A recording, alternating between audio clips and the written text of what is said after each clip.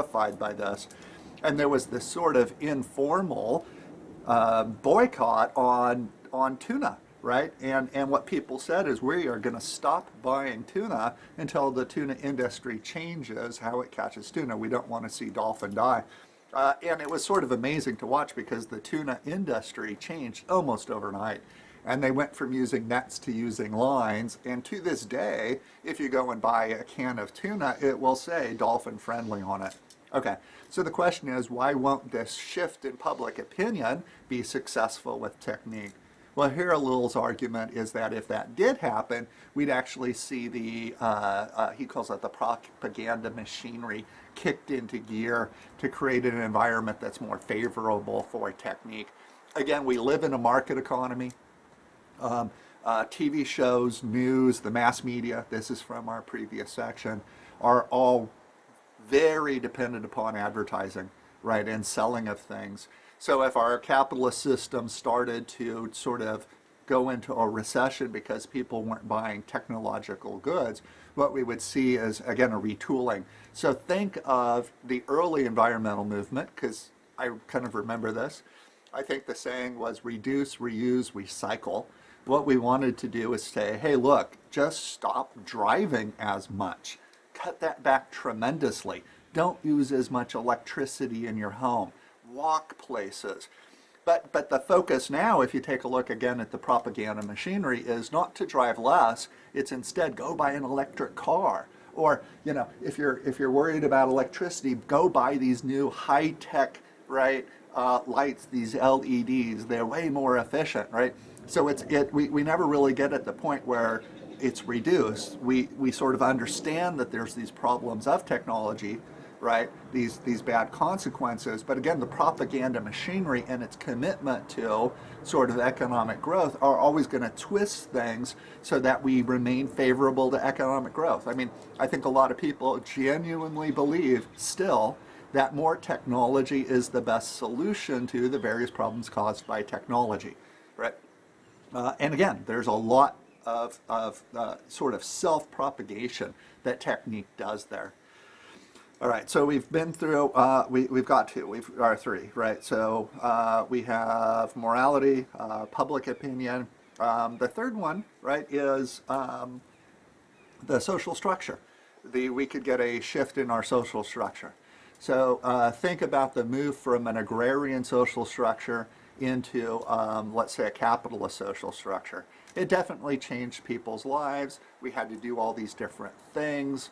The differences between sexual duties definitely changed as we became more industrialized. So again, in an agrarian society, you were more or less almost forced by the culture in which you are in to take on masculine characteristics if you were male and take on those sorts of jobs, or feminine characteristics, stay at home, take care of the children, do domestic activities. Because again, the social structure almost demanded it, but as the social structure changed, lo and behold, women could go in and work. We got a social structure that made it so that different people could kind of choose to do things. Another great example, I think, of a shift in our social structure would be the move away from actual money to credit cards. So now people, when they walk around, they really don't carry much cash with them because they have their credit cards. The result of this is that violent crime has gone down tremendously. When we lived in a social structure in which people carried around actual money, or maybe even worse, they carried around bags of gold, the temptation of people to beat them up, take that money from them was immense. But now we have a credit card that, lo and behold, it's really hard to use. So if a person was to beat you up, take your credit card, maybe they'd get a free tank of gas, maybe. But very quickly, they wouldn't be able to use it. And frankly, there'd probably be some video of them trying to use your credit card, so they'd be very apt not to do it. So again, we've seen certain kinds of violent crime just decrease, right? So the question is, could we have a social structure, a change in our social structure that we could use as a way to control or curb in, pull back in technique? And again, he says, no, we live in a capitalist system. Capitalist system, again, is dependent upon constant growth, and one of the primary engines of growth is technological innovation. Because really there's just two ways to grow. Either you take the products and services that you currently have and sort of expand and move to places that don't have those. But at this point, I think that American corporations are selling on every single inch of land in the world that they can sell on. It's not like they're going to discover some new continent all of a sudden and be able to grow that way, right? I mean, you could argue that it's going to be hard to imagine that Coca-Cola is going to grow, that they're going to find more people on the planet who can drink Coke, right? Instead, what we need is the other, again, driver of growth is technological innovation. If Coke came up with some new product, something that wasn't out there, right? Then now maybe there's a market. So again, the argument is if we started to try to control technology, it would probably cause a sort of diminishing in at least the growth rate of our economy. And since we have this capitalist social structure, it seems really unlikely that we're going to be able to move away from that with some sort of catastrophic problem. The last and final restraining force is the state, probably the most effective. The government just says, X is a problem, stop doing X. If you do X, we're going to throw you in prison, right? So we make laws now about clean air, clean water. There are regulations that make sure that big corporations don't do things in the name of profit that hurt the general public that they're trying to serve, right? We have laws about how long people can work, whether or not kids can work. The state can just come in and make dramatic social change.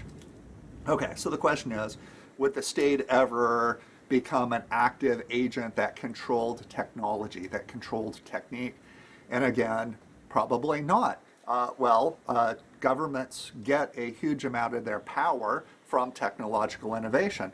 Let's give it a try here. This is just one example. I think it'd be easy to expand it to others. But let's say that our president decides that AI is a bad idea, because it's probably a bad idea. In particular, artificial intelligent weapons are probably a bad idea. So really smart robot soldiers, probably a bad idea. And it'd probably be worth not developing those things, right? You've seen the movies. Okay, but let's say that the US president finds out somehow that maybe the Russians or the Chinese are developing these kinds of robots. At this point, does that president have the luxury of that sense of morality? Not at all. I mean, so in a weird way, your best defense, the way you have power, is through these technological innovations. And if some other country got a little step ahead of us technologically, we would be greatly threatened. So again, we can't really think that the state is going to be a contributor to curbing technique. Well, those are the four, right? We got morality, public opinion, the social structure, and the state. And again, he thinks none of them will be effective. So lo and behold, technique's out of control. Don't worry about it. There's nothing you can do to change it. So notice this is very, very different from Davis. Davis agrees with Ellul on a common set of problems. They both think that technology has these bad consequences. I think they both would even agree that, wow, this is going to be really bad for human beings' existence on the planet long term. Davis, though, thinks we can do something about it. He thinks, look, if we change our perspective, we take this humanistic perspective, lo and behold, we can control technology. But Ellul is like, yeah, that ain't going to work, right? Because the four things that you could use to actually cause a social change are all going to be ineffective in this particular case. Cool. Our next two theorists, King and Keller, believe that there's some connection between technology and gender. So we'll take a look at their essays in the next couple of video clips. I hope you're having a good day.